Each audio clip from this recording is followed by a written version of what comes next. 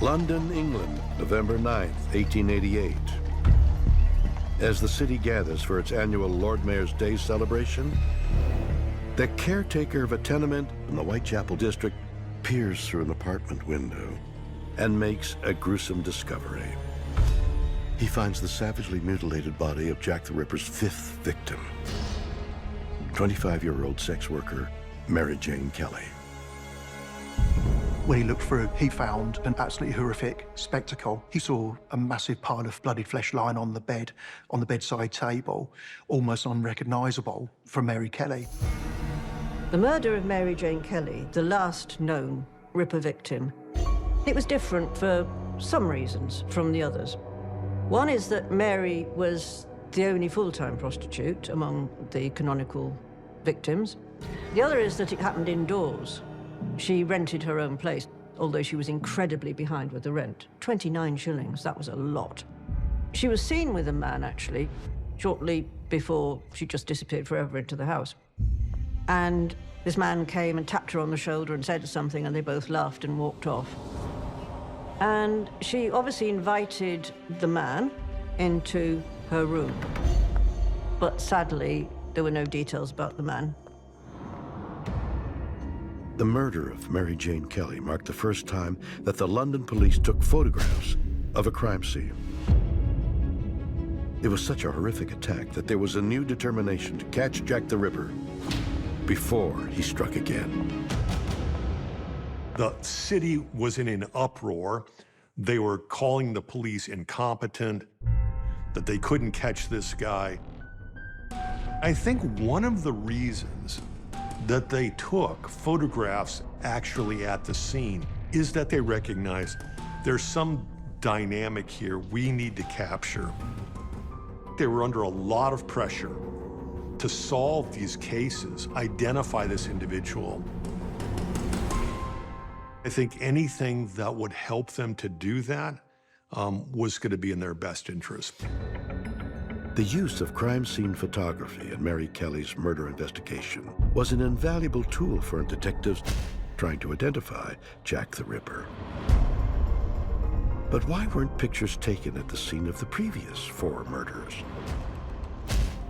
Well, according to one theory, it could have been due to a conspiracy to conceal the Ripper's identity because he was potentially a member of a powerful secret society known as the Freemasons. Freemasonry has its origins in England. It's a secret society based on the Enlightenment values of the liberal arts and sciences. Individuals who are Masons, they're not just this small group of guys who are sort of on the sidelines. These are prominent individuals. Freemasonry was rampant through the establishment of Victorian England. There were Freemasons absolutely everywhere.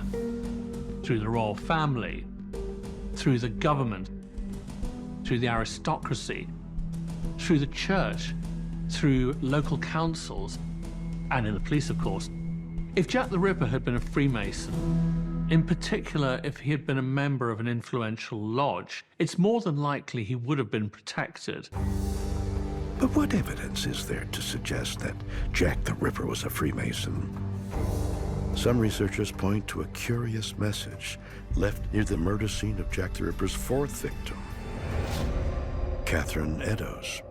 When the police were called to the horrendous discovery of Catherine Eddowes' body, according to the description in police records on the wall nearby, somebody had written, "The Jews are the men that will not be blamed for nothing." But Jews are spelt J-U-W-E-S. The spelling kind of summoned to mind Jubala, Jubalum, and Jubalo, who were 3 legendary assassins in Masonic law.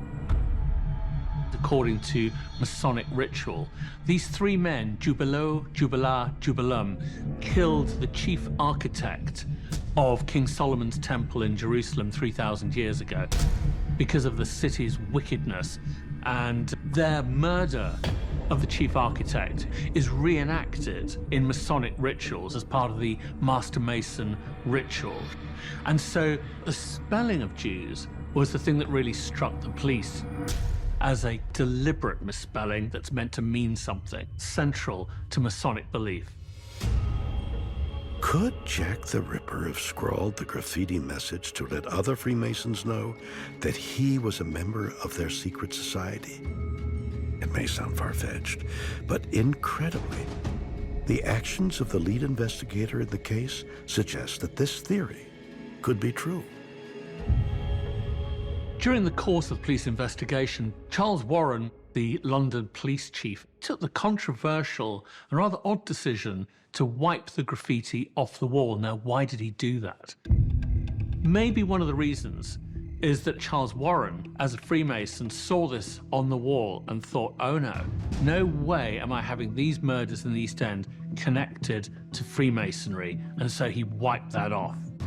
There's a lot of people who say the connection between Jack the Ripper and the Masons was that the Masons orchestrated the murder of the prostitutes who were blackmailing a member of the royal family. Prince Albert Edward Victor, who's Queen Victoria's grandson, the heir presumptive to the throne of England. In a nutshell, the theory is that Prince Albert Edward Victor did frequent brothels, and he'd had a child by a girl named Annie Elizabeth Crook. And she told a particular group of prostitutes her secret, and they then set about blackmailing the royal family. The speculation seems far-fetched, but the Jack the Ripper murderer unfolds during a mania for what is called slumming, when wealthy, elite people went to the precincts of the poor on a night out to enjoy themselves at dens of iniquity, sites of prostitution, and East London was famous for the dangerous proximity of both wealth and sexual exploitation. According to the royal family conspiracy theory, the Freemasons were then brought in to murder the prostitutes who were blackmailing the royal family. Consequently, that's why police were made to erase the graffiti and to take away any suspicion from the Masons.